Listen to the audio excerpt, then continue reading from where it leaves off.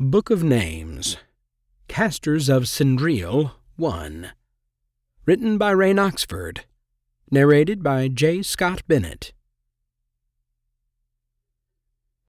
Luca and I were standing in the middle of a city that was very different from our homeland. We were on a busy cobblestone road.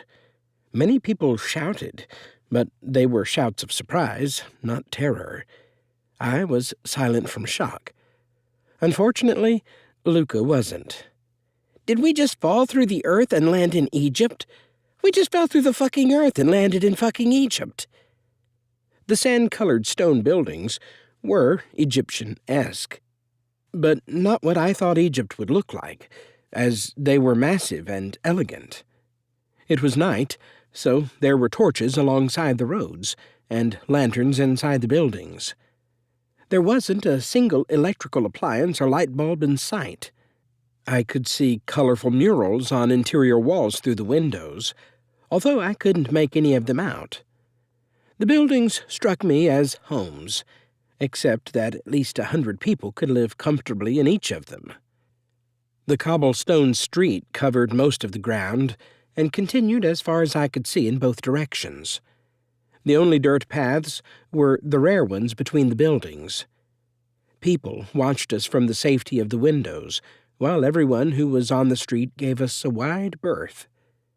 I slowly reached into my jacket pocket, pulled out the 5 I had set aside for coffee, and handed it to Luca. He put it in his pocket without a word. It would never even have crossed his mind that this was my fault because I had insisted we went through the alley. "I don't have a passport.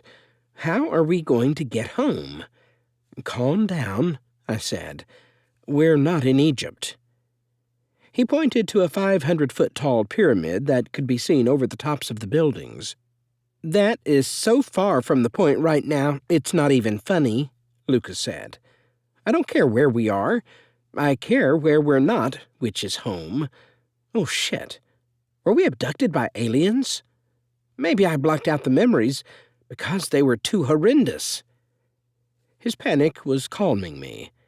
He always exaggerated whatever situation we were in, and it was up to me to see that he kept his head.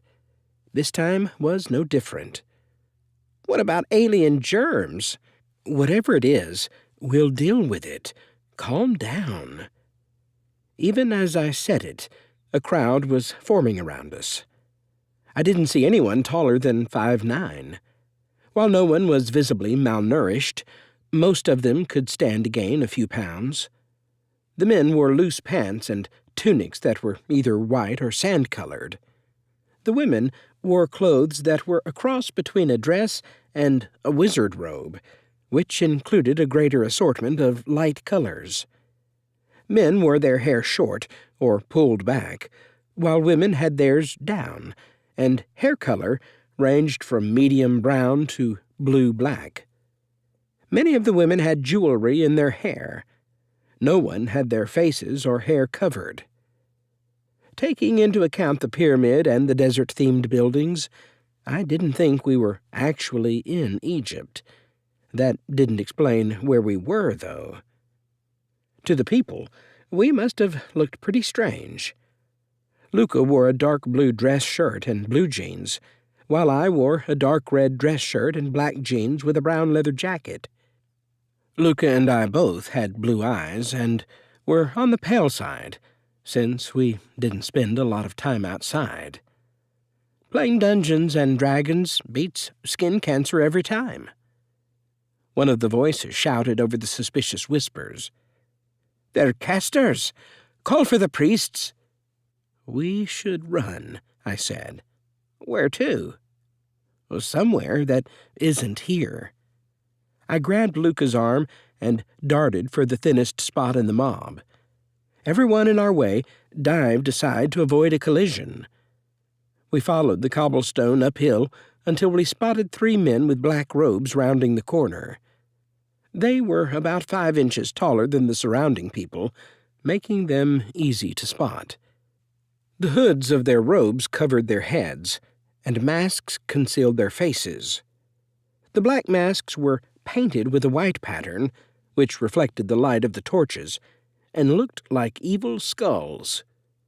More intimidating was the staffs they carried, which were each 5 feet tall.